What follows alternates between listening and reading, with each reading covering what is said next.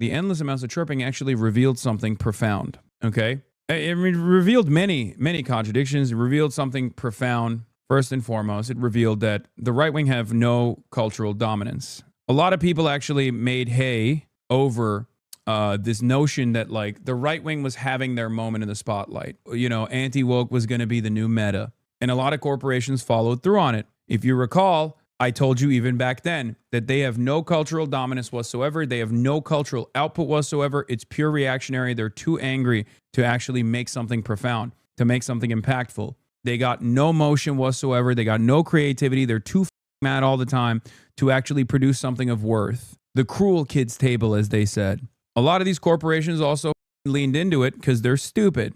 Look where we're at now. Jake Paul. Jake Paul said, purposely turning off the halftime show. Let's rally together and show big corporations they can't just do whatever they want without consequences, which equals viewership for them. You are their benefit. Realize you have power. Turn off this halftime. A fake American citizen performing who publicly hates America. I cannot support that. Now, this is extra considering who Jake Paul is. Jake Paul is an American from Ohio who moved to Puerto Rico because while Puerto Rican citizens pay 36% tax, Americans from the mainland that go to Puerto Rico only pay 3% tax. Jake Paul, being a multimillionaire, moved to Puerto Rico to take advantage of Puerto Rico's tax haven status for wealthy whites. Puerto Rico is basically an island territory that is currently being dominated by cryptocurrency charlatans that are going over there to exploit the local population and to take advantage of the tax benefits. It is disgusting. It's unfair. And Bad Bunny has actually talked about it extensively. This is part of the reason why Jake Paul hates Bad Bunny. Bad Bunny has directly called out the Paul brothers for doing this,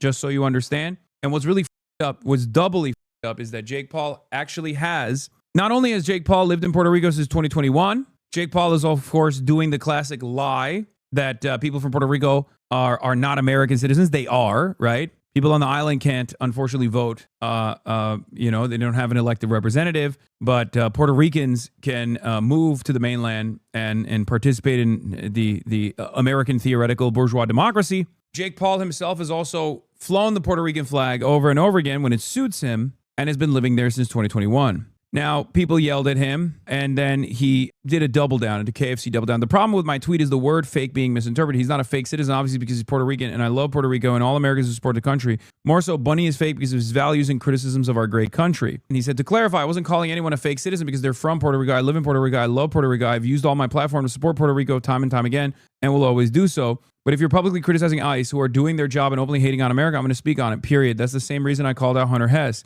If you benefit from a country and the platform it gives you, but publicly disrespect it at the same time, that's what I mean by being a fake citizen. And I agree, love is more powerful than hate. Love America. So he's like, you know, doubling down, tripling down. And then eventually he gives in and says, guys, I love Bad Bunny. I don't know what happened on my Twitter last night. Question mark, what the fuck? AOC also cooked his ass. You know who cooked his ass too? Like a bunch of my friends cooked his ass too. I loved it. A fake American citizen. Didn't you move to Puerto Rico to avoid paying your taxes while kids across America go hungry? Meanwhile, Benito actually funds low-income kids' access to arts and sports programs while you defund them. Of course you're mad. He made you look small. He makes you look small. This is how it will play out for all the anti-woke warriors. We will offer them the opportunity to engage in self-crit. This is what you can look forward to. Logan Paul also dunked on his brother, recognizing which way the winds were blowing beforehand. He said, I love my brother, but I don't agree with this. Puerto Ricans are Americans, and I'm happy that they were given the opportunity to showcase the talent that comes from the island. Except Logan Paul here recognized which way the winds were blowing after he had already said he was not looking forward to the halftime show.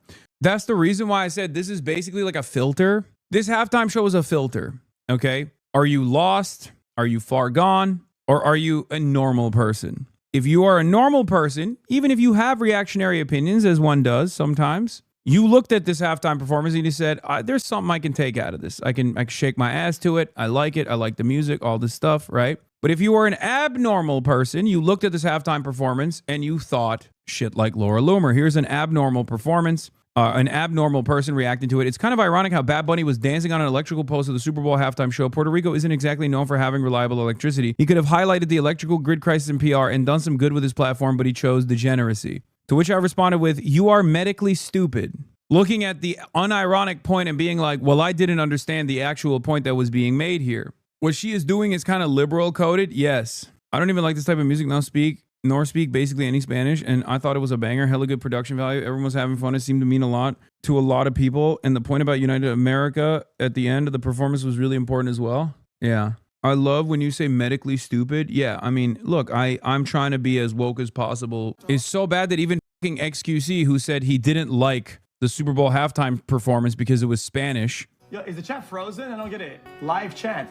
It's not loading. That was most likely a YouTube bug, by the way. But their chat was moving slower than my chat at the time. And my chat had like 29,000 people watching. That chat supposedly had like millions of people watching. And yet my chat was moving faster than their chat. I responded to this. I said, Republicans created a separate reality where they're popular in the algorithm on Twitter, and now they keep this false narrative going through botted metrics. Hilariously, they're committed to the delusion that they have cultural prominence and their views aren't horrifying to normal folks, which they are. That's why we always say Twitter is not real life. Even though this is the most Twitter-adjacent administration, this is the most like, we will turn everything that we see on Twitter to real life, whether you like it or not, ass administration. The reality of the matter is, most normal people look at this kind of stuff with abject horror. They consider this to be gross, sweaty. Turning Point USA also believes their own nonsense. Number one entertainment event in YouTube history. Number one US live stream in YouTube history. Number one American event in US history. Number one English language live stream in US or in YouTube history.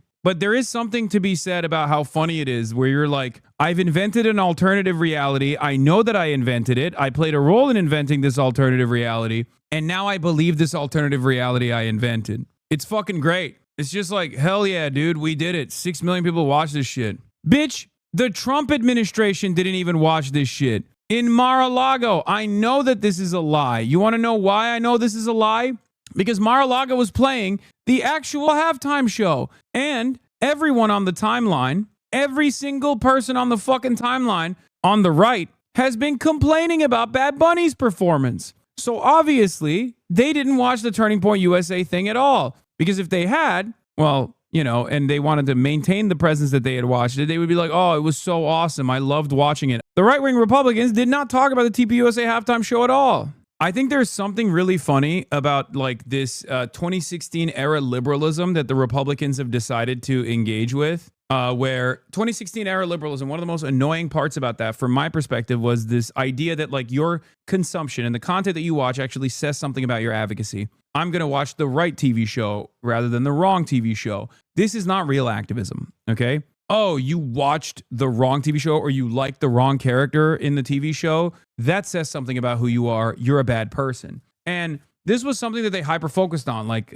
consumption as a method of activism. And I've always been annoyed with that. I think it's fucking ridiculous. It's very stupid. It is an unfortunate aspect of the liberalization of everything. Liberalism is monoculture. Liberalism is hegemonic. That's precisely the fucking reason why all these people do this shit. Because they have no other ambitions, they have no other way of resisting, of doing real activism, if you want to call it that. But because we don't have that in our recent history, everyone thinks the only way that you can fucking engage in activism is by watching the right TV show or not watching the wrong TV show. It's fucking ridiculous, okay? No, that's not boycotting, okay? There's a difference. There is directional boycotts. If you fucking make sure that the boycotting that you're engaging in is also working alongside all of these other things, then it can be impactful. Selective consumption is not actual real activism at all. They're anti-NFL now, yes. They've dropped. Anti-woke is so hysterical that they've decided to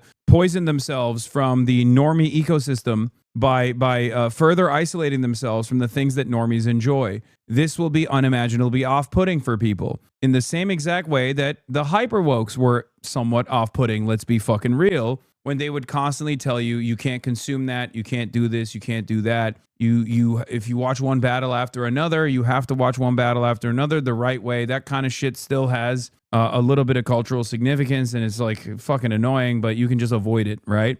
And at least it's done at the behest of a greater cause that is overall a good cause. Whereas these guys' cause is also bad, and the methods are also fucking annoying. They've completely dropped the ball. They have no cultural products that they can lean into. They are losing the normies in general. It's done. Let's hear what this dumbass had to say. Megyn Kelly just shouting football is ours at Piers Morgan about Bad Bunny's Super Bowl show is the perfect example of this moment in time. Put in a time capsule and send it out to space. I'm sorry, Piers, but to get up there and perform the whole show in Spanish is a middle finger to the rest of America. Who gives a damn that we have 40 40 million Spanish speakers in the United States. We have 310 million who don't speak a lick of Spanish. This is supposed to be a unifying event for the country, not for the Latinos, not for one small group, but for the country. We don't need a black national anthem. We don't need a...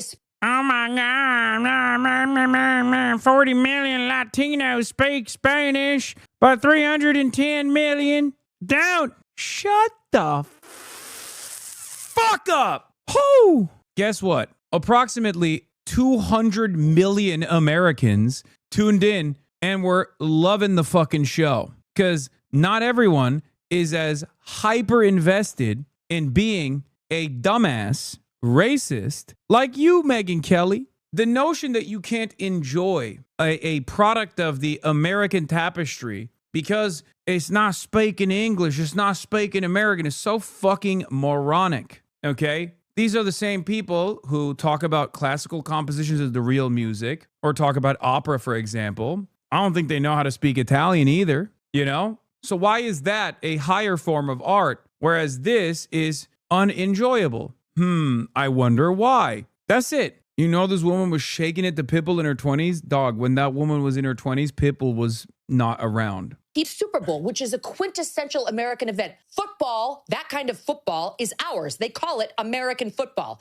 And the halftime show and everything around it needs to stay quintessentially American. Oh my God, Malding so hard. And the halftime show and everything around it needs to stay quintessentially American. Not Spanish, not Muslim, not anything other than good old-fashioned American apple pie. There should be a meatloaf, maybe some fried chicken, and an English-speaking performer. That's what the Super Bowl should be. Hell yeah. Oh my God, this is so awesome. I think Bad Bunny should perform every year. If he does dude, that's fucking so dope. Oh my God. I already love Bad Bunny. You guys know this, but my love for him, I did not realize could grow tenfold. Oh my God. Oh my God. They're fucking screaming. They're running around like headless chickens. He should never speak English ever again, okay, for the rest of his life, I think. Oh, it's so fucking good. Oh my God, it's so good. If this is